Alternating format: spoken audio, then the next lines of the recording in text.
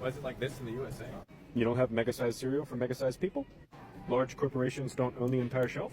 You're telling me that's high fructose corn syrup? I got tagged a bunch in this video and he didn't really answer the question. He just showed you a bunch of ingredients and ultra-processed foods and then told you about his wellness tests and products at the end. So I'll answer it. Why is America like this? In America, we have a capitalist economy that's driven by pro-corporation deregulatory policies. Policies that have enabled corporations to prioritize profits and growth above all other values, including people's health. Our current food environment, which is about 70% ultra-processed foods by some estimates, is not because of some conspiracy. It's the logical conclusion of policies that enable corporate expansion with little regulation. So how did we get here? In the early 1980s, under the Reagan administration, agriculture and food policy shifted dramatically toward deregulation and pro-industry approaches. Pro-corporation policies during this time also favored large agribusiness at the expense of small family-owned farms, which exacerbated the farm crisis of the 1980s and led to the consolidation of the food environment.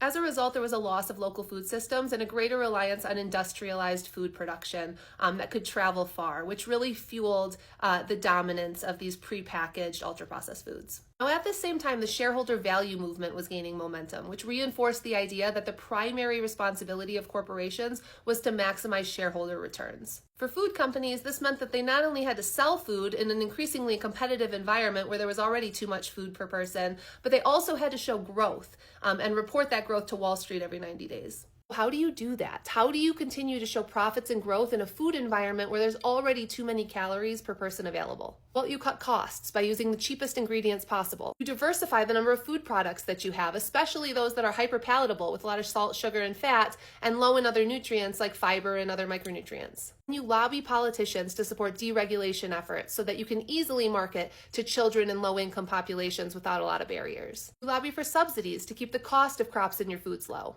You lobby for lax antitrust laws to enable mergers and acquisitions so that very few corporations own the majority of our food supply. And ultimately, after a few decades of this, where profit and growth are what's most important to corporations and politicians who need money from those corporations enable those corporations, you're left with a food environment that prioritizes profits above all else, including people's health. You're left with labor and economic inequalities. You're left with food deserts where in many areas of this country, produce and fresh foods are scarce and ultra-processed foods are abundant. And you're left with health consequences, which disproportionately affect low-income populations, which are the communities hit hardest. We haven't even discussed how this system has fueled the rise of individualism, where health is no longer looked at as a shared social responsibility, but instead as a personal choice. All while cuts to social programs and public health funding have meant fewer resources to address the social determinants of health, which disproportionately affect low-income populations, and has resulted in a 15-year age gap difference between the highest and lowest income groups. While the wellness industry flourishes, using fear and guilt to focus on individual habits,